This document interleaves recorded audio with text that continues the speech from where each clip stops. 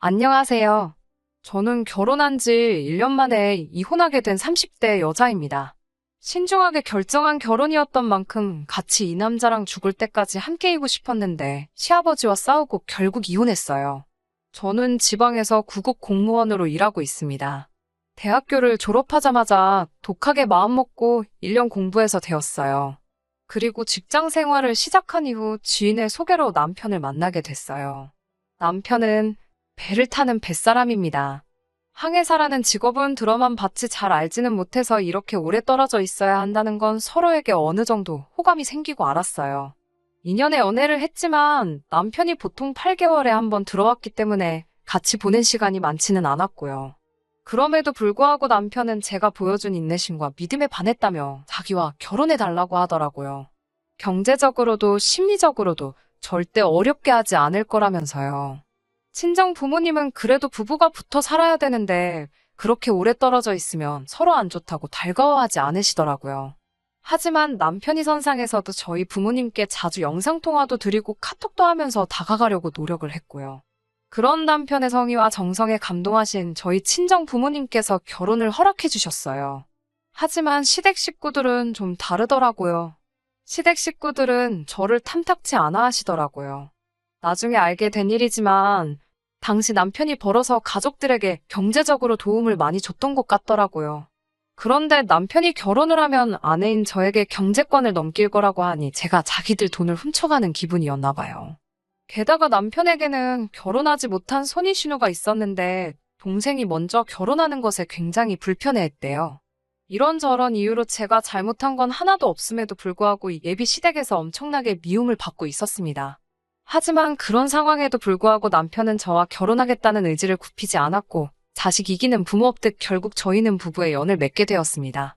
어렵게 이룬 결혼인 만큼 끝까지 보란듯이 지켜내고 싶었는데 이렇게 되어서 지금도 마음이 좋지만은 않습니다. 늘 배를 타고 해외를 도는 남편을 위해 신혼여행은 해외로 가지 않고 제주도로 떠났습니다.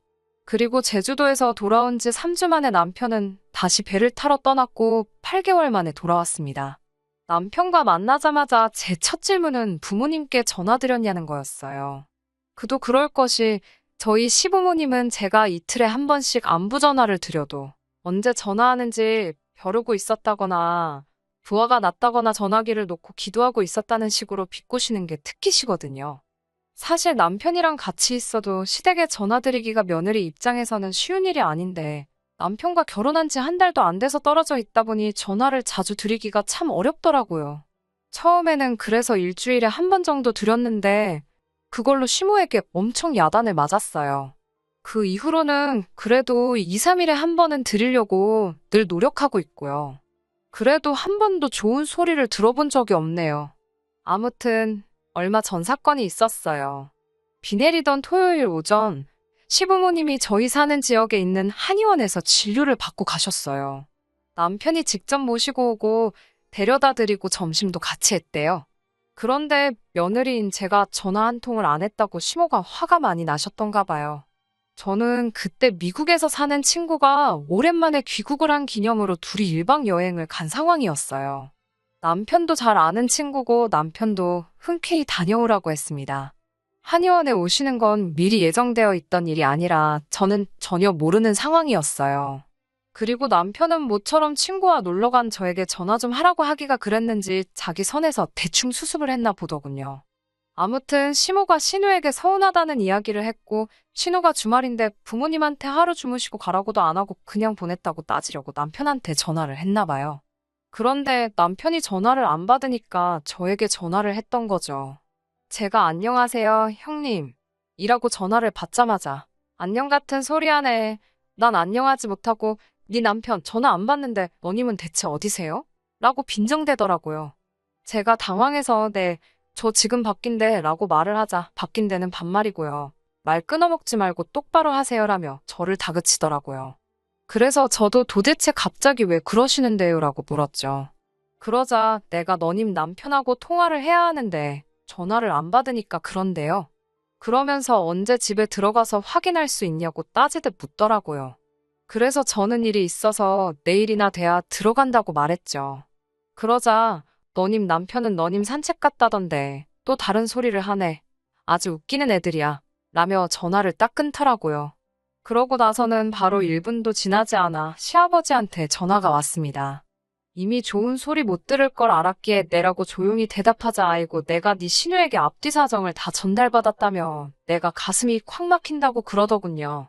그러면서 나는 네 부모가 도대체 너를 어떻게 가르쳤는지, 뭐 하는 사람들인지 참말로 궁금하다고 하더라고요. 거짓말하는 건 네 아버지를 닮았냐? 아님 어머니를 닮은 거냐? 그러시면서요. 부모님 이야기를 그렇게 하시니 저도 참을 수가 없어서 조근조근하게 아버님 제가 잘못했습니다만 그래도 부모님 얘기는 안 하셨으면 좋겠습니다라고 했어요. 그러자마자 시아버지는 바로 저를 제 이름 대신 입에 담기도 힘든 욕으로 바꿔 부르시며 소리를 지르셨어요. 어디서 그렇게 말대답을 따박따박 하냐며 그것도 네 부모한테 배워먹었냐고 그래요. 그러면서 너는 오랜만에 온 남편을 놔두고 여행을 가냐며 남편이 가라고 네 등을 떠밀어도 안 간다고 버텼어야 된대요. 그러면서 저더러 제 대가리에 머리 대신 똥이 들어있으니 생각이란 걸 똑바로 하질 못한다고 하시더군요. 그러더니 아주 얼굴은 쳐들고 네가 뭐 그렇게 잘났냐고 혼자 생난일을 치시다 전화를 끊으셨어요. 정신이 쏙 빠져있는데 이번에는 남편한테 또 전화가 오더라고요. 시아버지가 원래 욱하는 성질 있는 거 너도 알지 않냐면서 자기가 수습한다고 잘하겠다고 하더라고요.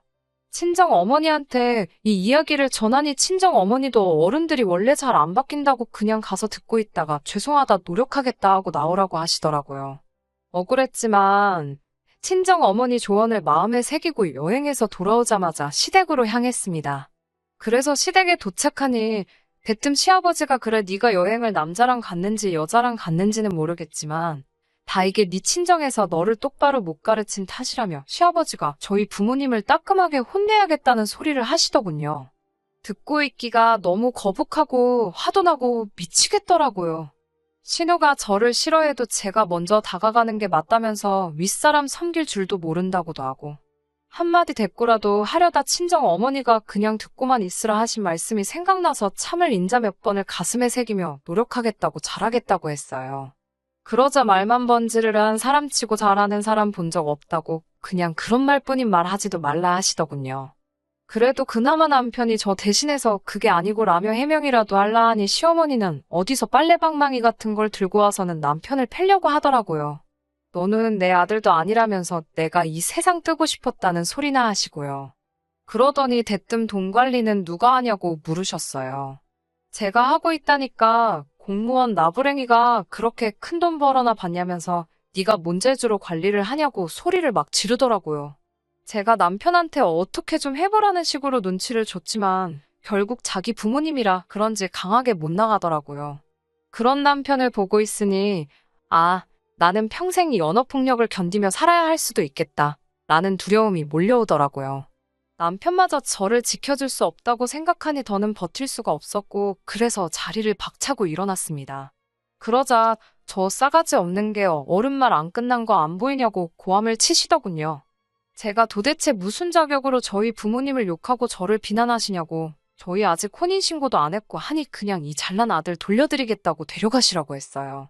엄밀히 말하면 우리 모두 아직 남남이니까 저한테 함부로 하지 마시라고요. 그리고 시아버지께 아버님부터 따님 교육 똑바로 시키라고 삿대질을 해대며 저도 악을 썼습니다. 나이값도 못하고 저렇게 이기적이니까 저 나이 먹도록 시집도 못 가고 사람 구실도 못한다고요. 그래도 저는 손윗사람이기에 인격적으로 대해드리고 존중해드리려고 노력했다고요. 그러자 어디 어른한테 삿대질이나 하냐며 한 대 칠 기세로 손을 올리더군요. 그래서 저도 시아버지 눈을 똑바로 쳐다보면서 저도 아버님 한 대 칠 수 있지만 참는 거라고 적당히 하시라고 했어요. 그러자 한 대 쳐라 하면서 아이고를 연발하시더군요. 그러면서 제가 한 번만 더 우리 부모님 욕하면 나도 당신들 가만 안 둘 거라고 당신 자식들이나 잘 키우라고 한마디 더 했습니다. 남편한테도 널 믿고 사느니 내가 차라리 걔를 키우겠다고 꺼지라고 했어요. 그리고는 신혼집으로 돌아와 비밀번호도 바꿔버렸습니다. 어차피 신혼집도 못 구한 상태라 저희 친정 어머니가 월세 주시던 빌라에서 일단 살고 있었거든요. 얼마 지나지 않아 남편이 쫓아와 자기가 다 잘못했다고 일단 문 좀 열고 이야기하자고 하더라고요. 저는 더 이상 너를 믿고 의지할 수도 없고 너네 부모 상대하기도 싫다고 그만하자고 얘기했고요. 그 후에 저는 친정 부모님께 전화해서 있던 모든 일을 말씀드렸어요. 한숨만 내쉬던 친정 아버지께서 저더러 그래도 잘했다고 속 시원하다고 하시더군요. 그리고 몇 시간 뒤 남편이란 자식이 와서는 자기가 일단 시부모님께 제가 반성하고 있고 와서 빌거라고 얘기했대요. 그러면서 그냥 나 죽었어 하고 길하더군요. 그 이야기를 옆에서 들으시던 친정아버지가 이 자식이라며 현관을 열고는 너 이 자식 팔다리 아주 다 부러뜨려버린다고 우리 딸 근처에 얼씬도 하지 말라고 엄포를 놓으셨어요. 장인어른을 여기서 볼 줄은 몰랐는지 걸음아 나 살려라 도망을 가더라고요. 결국 남편과는 이혼하게 되었습니다. 남편은 어떻게든 시부모님과 연을 끊고 살 수는 없다는 거였고 저는 그렇다면 어쩔 수 없다는 입장을 고수한 탓이었죠. 남편은 그래도 일말의 양심은 있었는지 짧은 결혼 생활 동안 저 혼자 외로웠던 것도 알고 자기 부모님이 별난 것도 안다면서 그동안 모은 돈은 위자료라 생각하고 저 덜어 다 가지라고 하더군요. 그렇게 적금 얼마와 남편이 채워넣은 가전제품은 제 몫이 되었습니다. 공무원이라는 안정적인 직장도 있고 벌이 좋은 남편도 있었으니 내 인생은 앞으로 평범하면서도 행복하겠다고 생각했는데 이렇게 변수가 생길 줄은 몰랐네요. 하지만 새로운 시작을 하는 마음으로 다시 한번 열심히 살아보려고 합니다. 물 흐르듯 살다 보면 또 좋은 일들이 생기겠죠.